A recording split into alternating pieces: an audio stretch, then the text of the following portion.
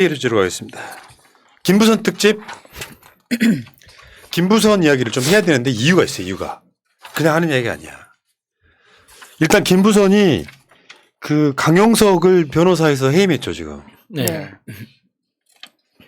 강용석 변호사를 방금 해임 통보했다 그러는데 이 이야기를 한번 뭐 어디서부터 풀어야 될지 모르겠는데 일단은요 그 가로세로 연구소 얘들 하는 거 보니까 진짜 저질이더라.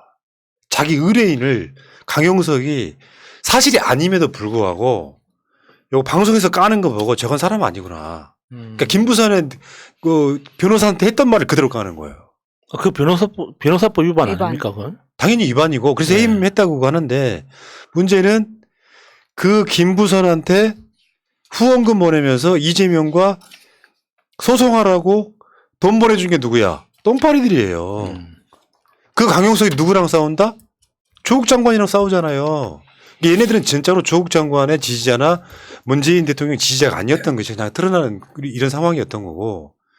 와, 근데 얘네들 그런 식으로 방송하는 거 보는데 이제 오늘 우리가 하고 싶은 이야기는 김부선 말 다 우리가 왜 표창장 위조 대 뭐 위조라고 말할 때 내가 요즘에 한 말이 있죠. 표창장 위조한 적이 없으면 표로 비교하면 안 된다고. 위조한 적이 없는데 마찬가지예요. 김부선하고 이재명 후보 간에 무슨 일이 있을 거라고 생각하는 그쪽 프레임에 너가 나시면 안 되는 거예요. 아무것도 없었습니다. 왜? 어떤 것도 드러난 적이 없고 일방적인 주장일 뿐이란 말이에요. 그래서 그거를 필연적으로 증빙하기 위해서 점 검증까지 했었잖아요. 네, 네. 드러난 게 하나도 없어요. 그러니까 허언증 환자일 가능성이 되게 높아요. 일단은. 네. 그 가로세로 연구소에서 그 김부선이 빡쳤던 내용 중에 하나가 차 안에서 뭐 서로 간에 어떤 성관계를 했다 이런 이야기인데 그러면서 거기 뭐 10년도 더 지난 거를 뭐 유전자를 뭐 한해 뭐 이런 말도 안 되는 소리를 방송에서 하고 있더라고. 근데 저게 강용석이 깐 게 아마 그 고소장 안에 있었던 내용 같은데 그 고소장은 고소인의 일방적인 주장인 거잖아요. 그걸 100% 믿을 수가 없는 이야기란 말이에요. 근데 이제 그거를 아마 지난주 성동일 방송에선가 푸나님이 이런 가짜뉴스를 돌린다고 하고 트위터를 하나 보여주신 게 있었는데 그게 내용이 굉장히 충격적이어서 읽지는 않았습니다. 근데 그 내용이 강용석의 말한 그 워딩이에요. 근데 그게 뭐냐면 김부선이 빡친 이야기도 그런 건데 그 당시 이제 광우병 집회에서 두 번째 만났다. 아, 잠깐만요. 근데 그 두 번째 만난 상황에서 인권위 주차장에서 있었던 일을 이야기를 하는 거예요. 그런데 김부선이 주장하는 이재명 지사를 처음 만났다는 게 BBK 무혐의 집회입니다. 그게 2007년 12월이에요.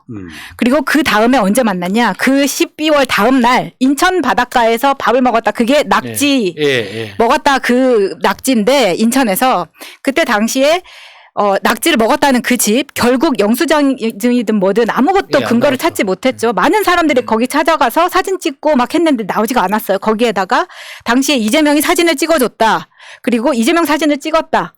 그리고 이 사람이 이재명이다라고 사진을 올렸던 사진도 모 기자로 발견됐잖아요.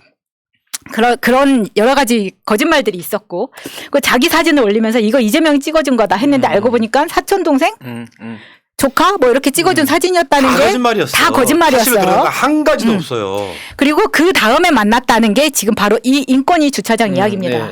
이게 뭐냐면 광우병 집회가 이게 제가 다 찾아봤어요. 이날이 2008년 5월 17일 토요일인데 이때 광우병 집회에서 재회를 했는데 낙지집에서 또 낙지가 나와.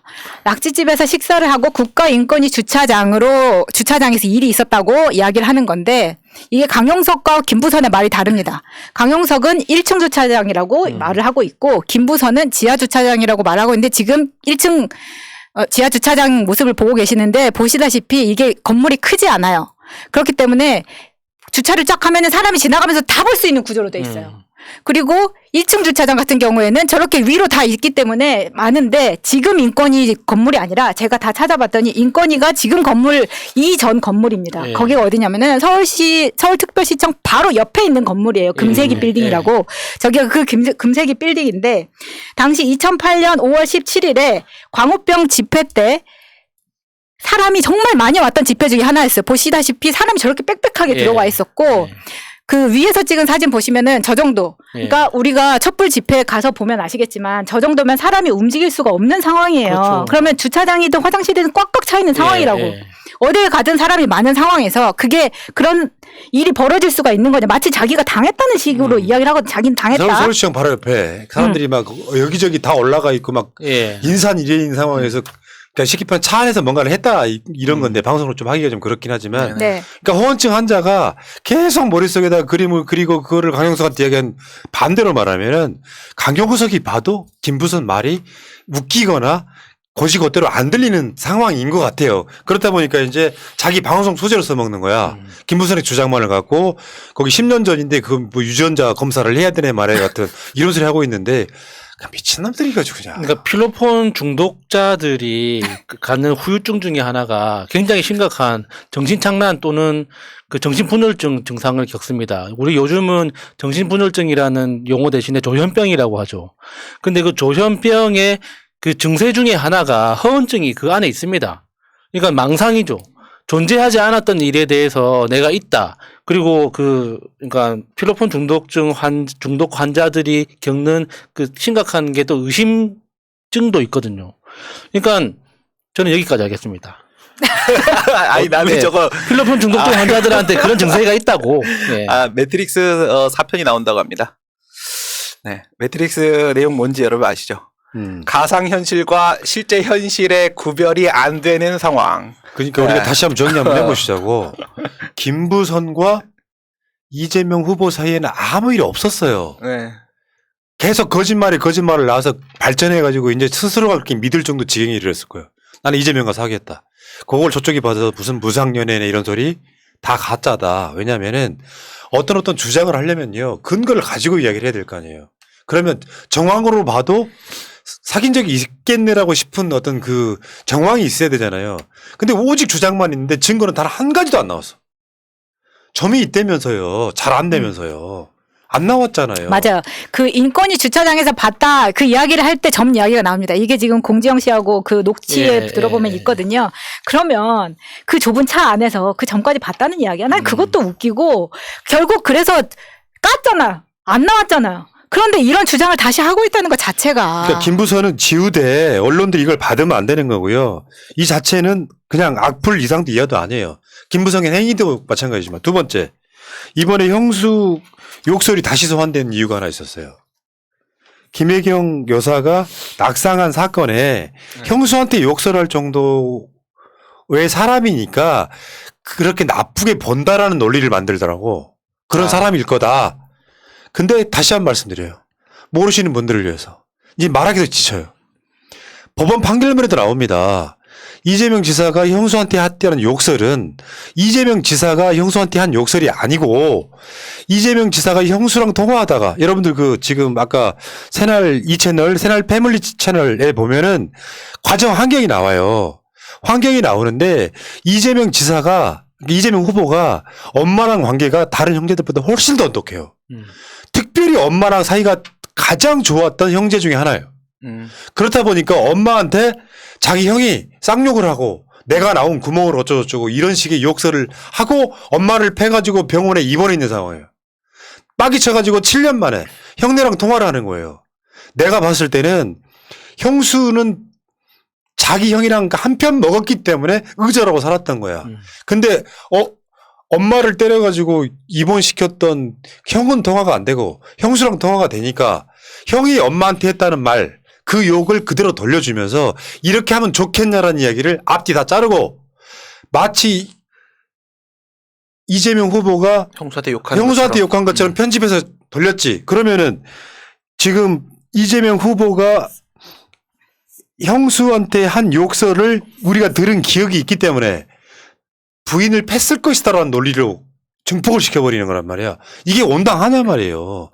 법원 판결문에 나온다니까. 예. 그 욕은 이재명 후보가 형수한테 한 욕설이 아니라 이재명의 형인 이재선 씨가 엄마한테 하는 욕설을 돌려주는 차원에서 이렇게 하면 되겠냐고 했던 거를 하면 되겠냐를 싹 지우고 형수한테 욕한 것처럼 파일 편집해서 돌리고 있는 거 아니야. 아니, 진짜 너무 악의적이라고 생각되는 게 전 지금 이 대장동 문제도 마찬가지고 저 형수 욕설 문제도 마찬가지고요.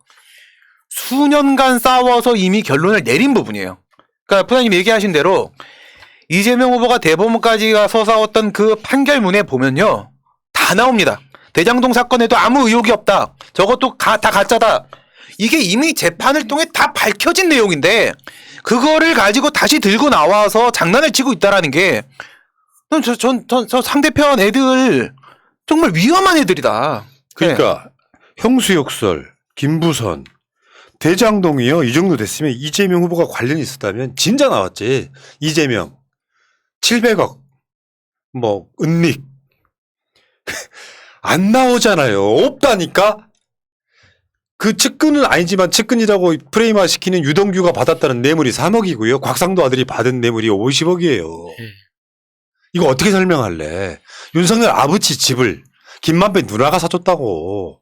그러면 뭐가 문제냐고 지금. 말도 안 되는 짓거리들을 언론이 그냥 이재명이 범인이었으면 좋겠고 지지율 떨어졌으면 좋겠고 정권 바꿨으면 좋겠는 거. 왜 뭐가 있냐고 지금 상황에. 그러니까 윤석열 생각은 항상 걔가 하는 말이 그거거든요. 증거를 찾지 못하면 무죄다. 근데 지금 그 700억에 대해서 이재명 후보가 어떤 문제가 있는지 증거를 하나라도 가져오라는 겁니다. 너네들 기준으로 했을 때 증거를 못 찾으면 무죄라며. 우린 원래 무죄고 증거도 안 나오잖아. 그럼 끝난 게임이야. 그리고 판결문에 다 써 있어요. 진짜 나는 그 1심, 2심, 3심 판결문을 우리 국민들이 한번 다 읽어봤으면 좋겠어. 그럼 이런 논란이 나올 게 없다니까요. 전 판결문 읽고 깜짝 놀랐어요. 저기요, 저 올스터님 태극기 부대신가요? 대장동 의혹 없으면 특검을 수사하면 되잖아. 이게 쉬운 게 아니야. 이재명 후보는 오늘 그런 이야기를 했어. 어떤 전제 조건 없이 특검 받겠다고 이야기를 했어. 이재명 후보가. 근데는 그게 만들어지는 과정에 의혹만 잔뜩 씌워놓고 이재명 후보가 돈을 받은 적이 없는데 이재명 후보 특검을 하려면요. 이재명 후보가 돈을 받은 흔적이 나와야 돼요. 네. 근데 대선 후보기 때문에 수사 못하겠다. 이 분위기라면 특검을 받을까 말까 한 거고 지금부터 특검 논의 시작해봐요. 대선 끝날 때까지 수사가 가능하겠습니까? 그럼 이재명 이미지만 나빠지고 나중에 알고 봤더니 이재명은 대장동에서 5,503억 원을 회수한 것 말고는 돈 받은 적 없다. 근데 낙선하고 사라져버려. 그래서 이건 굉장히 정치적인 워딩이라고 하는 거지. 똥파리 새끼들이 제일 열받는 게 그런 거야. 알면서 그렇게 말하는 거죠. 네가 받은 거 없으면 특검해. 이런 문제가 아니잖아요. 네. 똥파리들이 지금까지 예를 들어서 뭐 조국 장관을 편드네 문재인 대통령 편드네 이야기했지만 언론이 그걸 고지고대로 받아서 제대로 보도해주는 나라입니까? 계속 특검을 받으면은 뭐 조금만 이재명 후보한테 좀 유리할 것 같은 아젠다가 나오면은 특검도 이재명 봐주네 같은 개소리 할 거 아니에요. 그래 쉽게 못 받는 이유가 뭐가 찔리는 게 있어서가 아니라 현실적으로 대선에 이용할 아젠다이기 때문에 못 받았던 거고 받겠다고 하잖아. 그래 받겠다고 해서 지금 논의를 시작해도요. 대선 때까지 지금 4개월도 안 남았는데 수사가 끝나겠냐고. 윤석열이 고발 사주한 거, 윤석열 아버지 집을 김만배가 사준 거에 다 포함시켜봐 한번. 부산저축은행에서 1,100억 남은 거를 검사놈들이 지금 나눠먹고 있는 거 참 수사를 한번 해보자고. 하는 건 해. 할 수는 있는데 지금 이런 식으로 태극기 부대처럼 들어와가지고 아무것도 모르는 것들 들어와서 꼭 저지를 한단 말이에요. 잘 알지도 못하면서. 아니 지금 이 특별검사 임명 등에 관한 법률이나 특검법이 있습니다. 특검법에서 정치적 중립성과 공정성 등을 이유로 특별검사의 수사가 반드시 필요하다라고 의결된 사건이 이렇게 되어 있는데 그냥 하는 말이 아니에요. 정치적 중립성과 공정성의 요건을 갖춰야 되는데 이게 논란거리가 될 때예요. 지금 무슨 논란거리가 되고 있어요? 검찰 수사에 있어서 중립성이 훼손됐다라는 어떤 증거가 나온 게 있습니까? 공수처 수사에 뭐 그런 게 있어요? 지금 현재 없어요. 없는 상황에서 뭐하러 그 중립성과 공정성을 지키기 위해 현재 존재하고 있는 수사기관을 부정하고 이 특검을 만들어야 되는 겁니까? 그거마저 받아준다고 했으면 끝난 겁니다. 지금 당장 할 수 있는 문제가 아니고 검찰 수사 결과 나와야 특검을 할 것인지 말 것인지에 대한 판단을 할 수 있는 거예요. 그러니까 얼마나 뻔뻔해. 돈 받은 사람은 자기들이야 자기들. 나오는 사람들이. 김기훈 같은 데 얼마나 뻔뻔해요. 절친 울산시장 통해 가지고 자기 농지 앞으로 도로를 내는 새끼. 그래놓고 이재명 화천대유 주인은 이재명이라는 거야. 증거도 없는 상황에서. 박형준 보세요. LCT 관련해서 위아래층으로 우연히 지나가다가 복도방 부동산에서 아파트 어떻게 뭐 샀다고 했지만 그 LCT 개발 어떻게 했습니까? 도로만 1,000억 원어치 도로 놔주고 말도 안 되는 그 바로 바닷가에다가 100층 넘는 아파트 지어주는 그런 놈들에 대한 비판은 왜 없습니까? 뻔뻔해도 이렇게 뻔뻔할 수가 없다고. 이재명 알면요. 지지 안 할 수가 없어요. 이재명을 알면 지지하지 않을 수가 없다고. 내가 다시 말씀드리지만 이재명 부정부패 연루될 사람도 아니지만 연루된 증거도 없고 나온 게 하나도 없고요. 가장 깨끗한 정치인으로 저는 이재명 후보를 추천합니다. 잘 모르시는 분들 어디 뭐 정치적인 아젠다에 막 맞물려 가지고 괜히 죄 없는 사람 비판하지 마시고 윤석열 무식한 새끼나 좀 끌어내리세요. 그래야 나라가 잘 살아지는 거지. 최소한 최악의 후보가 최선의 후보랑 싸우고 있는 거야 지금. 그 우리들 속이 터지는 이유가 뭐야? 최악의 후보한테 최선의 후보가 지지를 밀린다고 하니까 화가 나는 거잖아요. 여기까지 합시다. 네. 혈압 올라 쓰러질 것 같아서. 아무튼 여러분들 그 사기만 안 죽으시면은 이번 대선 저는 필연적으로 이긴다고 생각합니다. 걱정 안 하셔도 됩니다. 남 탓하지 말려고 제발. 조금 못하는 거는 조용히 가서 야 이건 좀 서운하지 않냐 하고 공개적으로 계속 누구를 찔러대면서 우리끼리 서로 싸울 필요 없는 거죠. 내만 최선을 다하면 되는 거지. 내가 남 탓하기 전에 동네 주위 사람들한테 이재명 진짜 좋은 후보다. 진짜 깨끗한 후보다. 그 사람 행정 천재야. 이 사람 대통령 되면 개혁이 그래도 우리 눈에 띄게 달라질 거야. 나라 좋아질 거야. 그 말 한마디 전파하는 그런 세력이 되자고요. 아니 영업을 잘 하려면 팩트를 알고 했어야지 하기 때문에 항상 좋다고만 하면은 너는 이재명 빠니까 그렇지 그 소리를 들으니까 팩트 한 가지를 딱 준비하셔가지고 싸우려고 하지 마시고 영업인의 자세는 항상 이렇게 부드럽게 조곤조곤하게. 내가 보니까 그거 아니던데 이렇게 시작을 하시려고요. 그래서 영업을 열심히 하는 사람이 되자. 영업의 첫 마디는 그렇구나. 너는 그렇게 생각했구나. 이렇게 이야기를 시작해야 됩니다. 그거 아니야. 이렇게 시작하면 싸움이 되거든요. 이재명을 좋은 네. 대통령을 만들려면요. 이재명 후보가 우리에게 빚을 졌다라고 생각을 만들어 주시면 됩니다. 이재명 후보는 비주류 출신이고요. 누구에게도 빚을 진 사람이 아니에요. 그래서 더 깨끗하게 대통령직을 수행할 수 있습니다. 대신에 이재명 후보가 5년 동안 대통령을 하면서 국민들에게 정말 빚을 졌다라는 생각을 만들어 줍시다. 예. 우리가 그렇게 하면 됩니다. 예. 자, 아까 제가 47.7만 명 만들어 달라고 했잖아요. 해 주셨어요.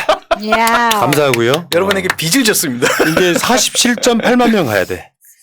욕심은 끝이 없는 거지. 아니, 나 구독자들을 늘리려고 새날 패밀리 채널도 구독을 해주시지만 실제로 50만 클럽은 돼야 저쪽에서 좀 메이저 유튜브로 인정을 해준다네요. 50만은 돼야 윤석열처럼. 445이 많아주는구나.